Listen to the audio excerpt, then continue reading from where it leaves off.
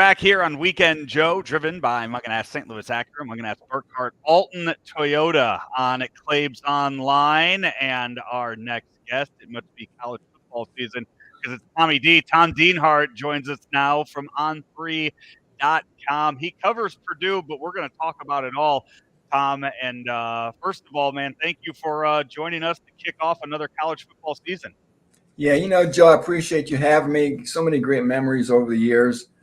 I'm going on with St. Louis radio personalities. I stay in touch with Sarah B. Of course, I still remember with Jay Randolph Jr. on down the line. Bernie Miklasz is still sort of a buddy. So, and you've become one over the years too. So always fun talking college football with STL folk. I have been saying this for a while now, really probably for the last 2-3 months on the show. And I cannot remember a time in all of the years I've been doing sports in St. Louis that I have been more excited for the college football season than I am for the NFL season. I know it entirely has to do with the 12-team playoff, but from your point of view of covering it now, I would love to know how you stand as far as looking forward to this season compared to others. Yeah, just so much new, Joe. The Big Ten alone adding these 4 schools. It was sad to see the Pac-12 go by the wayside. I'll be honest with you. I think a lot of people feel the same way. Wish that didn't have to happen. But the Big Ten, USC, UCLA, Oregon, Washington, of course, now an 18-team conference. The SEC adding a couple of heavyweights in OU and Texas. I mean, the consolidation continues. Fewer conferences, bigger conferences. And we're seeing it sort of cannibalize itself some way, Joe, and you kind of wonder where it's all going to end, where the sport's going to be in 5 or 10 years. If it will just be the 2 conferences with 20 schools each, who knows? But exciting times this year, not just for the expanded SEC and Big Ten, Joe, but the playoff, right? Yeah. Long time coming. It's finally here. Hallelujah. It told us for years, Joe, there was no way we can do this. There's no way. The academics are too important for the kids. I love that. So we go from 4 teams to now 12, and it looks like we're going to get to 16 here in a few years. So a lot of fun, just like the NFL, right? You're going to have more fan bases, more schools engaged late in the year as they battle for these playoff spots. And the Big Ten, for the past few years, it has been Ohio State and Michigan, just 1-2 right there, 2 of the top. Honestly, they have been 2 of the top probably 4 teams in college football the last few years, but only one of them has gotten a chance to go on because of the 4-team playoff. Yeah. How you look at it, it's 12 teams, and that gives, that opens up to so much. In recent years, think like could Penn State have snuck in there to a 12, and you have 3 Big Ten teams in something like that. And it gives more teams a chance. It gives a Purdue, it gives an Illinois, it gives those teams a chance that you don't have to be undefeated anymore. You can have that one blemish on your record and still sneak in one of those top 12 spots. But you kind of look at it now with the way the Big Ten has expanded, as you mentioned, as it's blown up to 18 teams.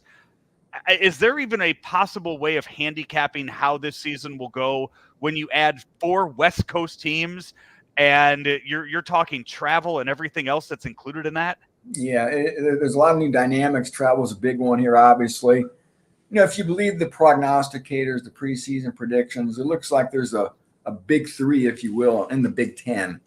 Ohio State, Oregon, and Penn State seem to be at the top of the pecking order in most preseason polls and in Big Ten predictions. Hard to argue. I guess the big question you wonder how this playoff field is going to be filled out, Joe. How many Big Ten teams will make it? How many SEC teams will make it? Will 4 SEC teams get in? 3 Big Ten teams? Could 5 SEC teams get in? It's going to be interesting to see how that fleshes out. But I think at the very least, you're going to get 3 from both of those power conferences, maybe a 4th from the SEC too. And again, I think the Big Ten of those are the 3 schools everybody's focusing on. We'll see what Wisconsin can maybe do. Iowa, there's some teams going to be fighting to get up in that pecking order, but without a doubt, I think it starts with those 3. And of course, in the SEC, right? People are talking about Georgia once again, and it looks like Steve Sarkisian's got a great team in Austin, Texas. That could be the 2nd best squad. There's a lot of other great storylines too, Joe, with Lane Kiffin having a nice team in Oxford, and How will Kalen DeBoer do at Alabama? That's the biggest. I think that's the big question mark that everyone is waiting to see, and I don't know what week we will see kind of the loss of Nick Saban and the impact that that's going to have on Alabama. It's going to be fascinating to see if a new coach can come in there and keep up with that same prestige that the program has.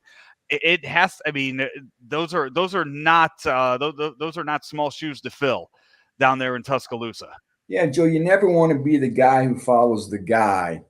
You want to be the guy who follows the guy who follows the guy. It And doesn't help him either that they are putting Nick Saban's name on the field this year either. So, I mean, an instant reminder of who you are replacing. yeah, just look down at the field while you're getting beat by Ole Miss and get a reminder of that if you're Kalen DeBoer. But of course, there's a statue of Saban outside of Bryant-Denny Stadium as well. So yeah, he's got a nice track record, obviously. First started learning about Kalen when he was at Fresno State, then really cut his chops up at Washington. And here we are. Boy, what a fast rise for Kalen DeBoer. We'll see what he can do.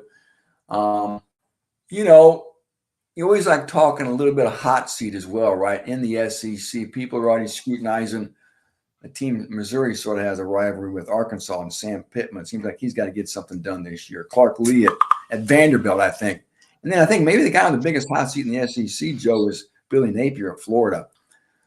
Brutal schedule, too. Just a program that's really sort of underachieved under his leadership. And as a program overall, if you look at it, going back to even Ron Zook, after Spurrier left, has never really been able to achieve the same type of success that Spurrier was able to forge. I know Urban Meyer had a nice run, but I guess ever since Urban Meyer, they've never really been able to have that type of sustained success since a guy like Meyer left. And it's a program that should be, you'd think, elite every year, but that has not been the case since Meyer left. Now, Joe, that's been quite a while. That's been at least, 3 or 4 coaches ago.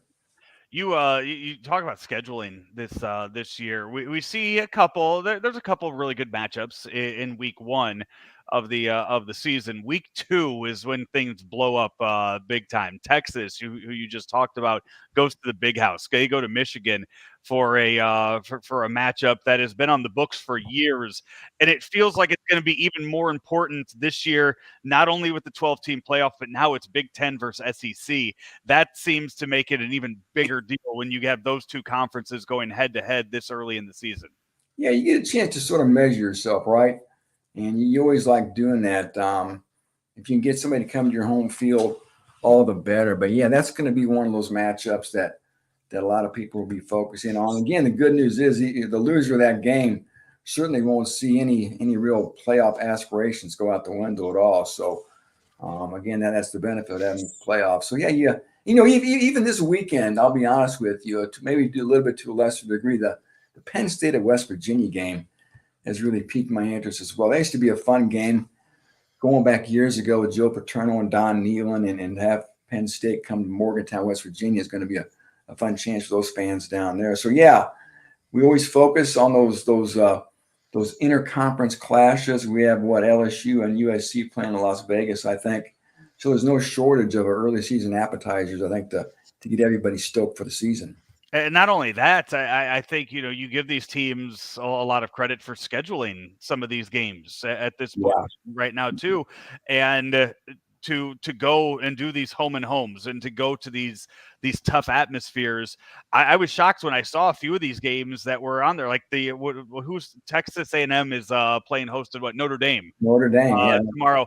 I looked at that when I saw Notre Dame, Texas A&M on the schedule. I thought for sure this is a game that's at Dallas, that's at AT&T Stadium. Yeah. Oh, Notre Dame is going to go right into it and take on the 12th man down at Kyle Field. Yeah, how cool is that? I'm not a big fan of neutral site games, I'll be honest with you. Just too generic of an atmosphere. The NFL stadiums are beautiful. I get it.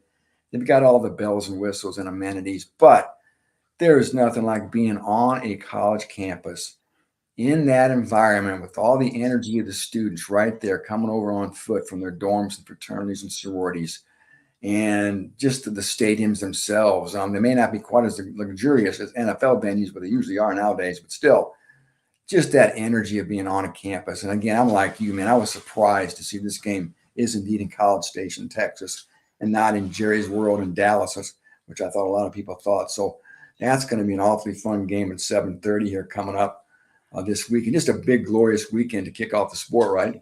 Yeah, and you know, looking ahead into December, those home field advantages will come into play that first week of the college football playoff. I mean, you've been to games, you have been to the Big House in Ann Arbor, you've seen Yeah. what that is like. Imagine a team from the South, imagine a team from a warm weather climate having to go there and play their first round game up there in Michigan in December. I mean, that is that is true home field advantage for a team like the Wolverines or Ohio State or any of those, you know, those schools up there in where there could be bad weather for these games. And that's another beautiful aspect to this playoff, that we're going to get to see Mhm. that playoff atmosphere with those college home crowds and those kids there just walking over from either the tailgate lot or their dorm rooms or the house party that they're coming to and going straight to a college football game. Yeah, it's going to be fun. Sort of like the NFL was. Remember those some of those just brutally cold games the Chiefs have played in the Hmm. playoffs. And just imagine if Ole Miss has to go play at like Madison, Wisconsin, or something, or the Georgia Bulldogs have to go up to South Bend, Indiana, or just something of that ilk. It's going to be fun. It's a dynamic that those schools in more southern, climates have never really had to deal with before at the college level. And maybe we're all overplaying it a little bit. The fact they're all going to freak out if the temperature reaches 30 degrees and there's some snow flurries in the air, but maybe not. It's still going to be a fun dynamic. I love watching football games in the elements as long as I don't have to sit in them, right? Right. Well, I mean, I was at the Mizzou, Florida game last year, and I mean that was November. I'm wearing a hoodie to that, and just out there thinking, you know, this is probably the coldest weather that some of those Florida kids have ever played a football game in. And Yeah. I mean, this is the end of November. We're talking about in Missouri. I mean, it wasn't that bad. And there's a lot more elements that are even worse. Travel wise for you this year, I'm looking at Purdue's schedule. I know you're covering them week in and week out. Are you going to the Oregon State Oh game? yeah. Week. I'll be out in Corvallis. They'll be off after this weekend. Bye weekend. They go to Corvallis. I'll be out there about an hour south of Portland on I-5. And the Fighting Irish come here for the first time since 2013. They used to play every year for about 50 years. So that'd be a raucous crowd, a 3:30 kickoff. And yeah, Nebraska, that's going to be a fun program to watch. They're coming to West Lafayette. They have their freshman quarterback, Dylan Raiola. Everybody's excited about. And Joe, is Matt Rule the real deal? This will be his second year in Lincoln. A lot of people are interested to see if he can maybe turn the corner. I mean, this is a fact you can maybe win some beer bets on with your buddies. Ask him the last time Nebraska went to a bowl game. It's 2016. Can you Oh believe wow. that? 2000 in this bloated bowl era, they have missed the postseason every year since 2016. So expectations are always high in Lincoln. I think they always think a little bit more of themselves than others. But we'll see if Rule can do it. Again, the Buckeyes come here. Purdue goes to Ohio State, I should say. Penn State's here. Oregon, the Oregon Ducks wait into West Lafayette on a Friday night, October 18th. It's going to be a blackout. So Purdue, I talked about Florida. Well, Purdue and Florida probably have the two toughest schedules in the nation. Purdue plays the three toughest teams in the Big Ten: Ohio State, Penn State, and Oregon, which I already mentioned. They got Notre Dame I talked about too. And going to Wisconsin is never a treat either. So the Badgers are going to be a fun team, Joe. I think it was kind of a mixed bag for Luke Fickell last year up there. They brought in another transfer quarterback from Miami, Tyler Van Dyke. It's going to be interesting to see if the Badgers can maybe get back up to where they were for so many years under Paul Chryst and Brett Bielema and some of those other coaches and Barry Alvarez.